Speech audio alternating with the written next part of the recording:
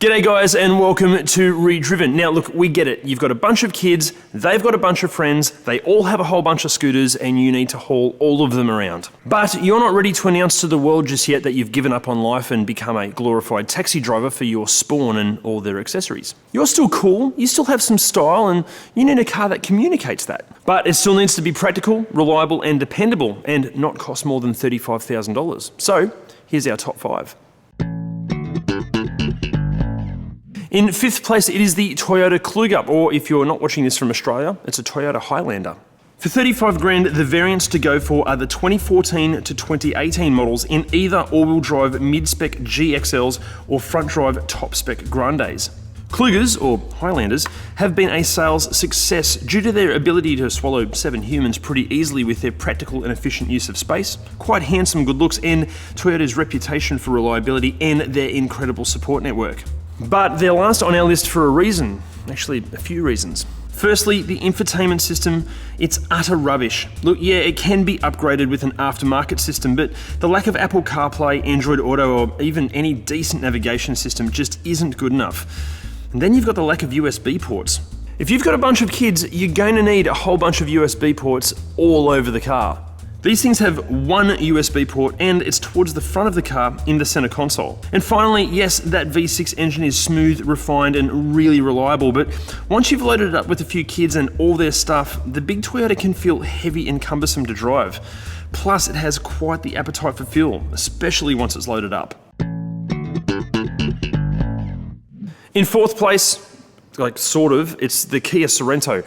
We'll get to why it's a sort of in a sec, but anyway, here's the Kia Sorento.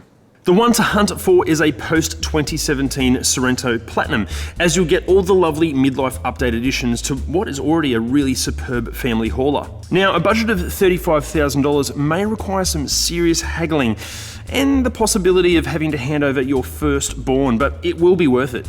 The Sorento is loaded with kit. It's lovely to drive, it's spacious, safe, fuel efficient, it's aging really well in terms of fit and finish quality, it's showing superb reliability, and thanks to ex-Audi designer extraordinaire Peter Schrader, it looks really stylish too.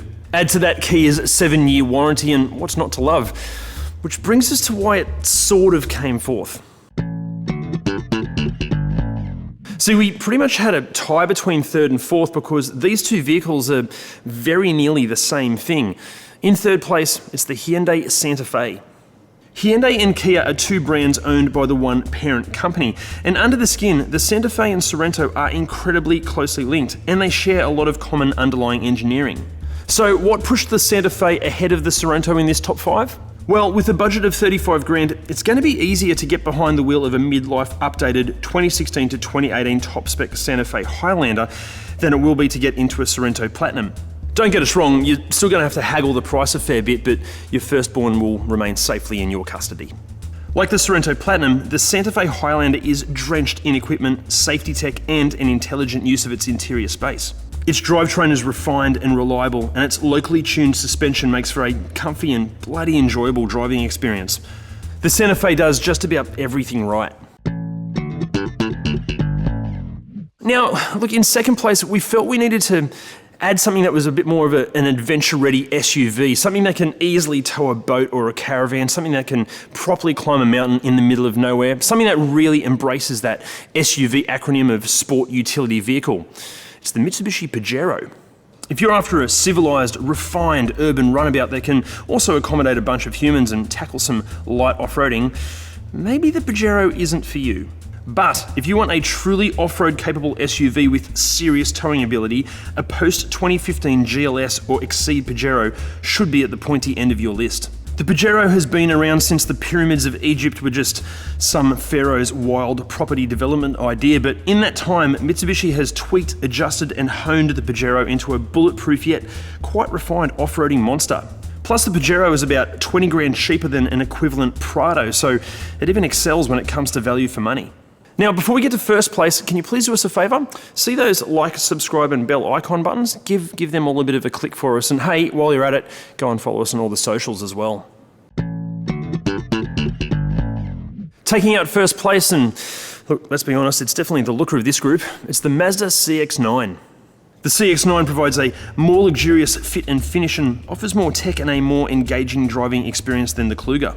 Its very clever turbocharged 2.5 litre 4-cylinder engine delivers really strong performance while still offering excellent fuel economy without having to turn to diesel like the Kia and Hyundai. Its interior is more spacious, luxurious and comfortable than the Pajero, and the whole car feels about 300 years newer, although the big Mitsubishi will take you far further off-road. Plus, now that they're populating the used car market, they offer incredible value for money. The CX9s to look for under 35 grand are the 2016 CX9 GT or Touring, and look, preferably with all-wheel drive. However, if you're keeping it on the black stuff, the front-wheel drive variants, they're still a fantastic thing.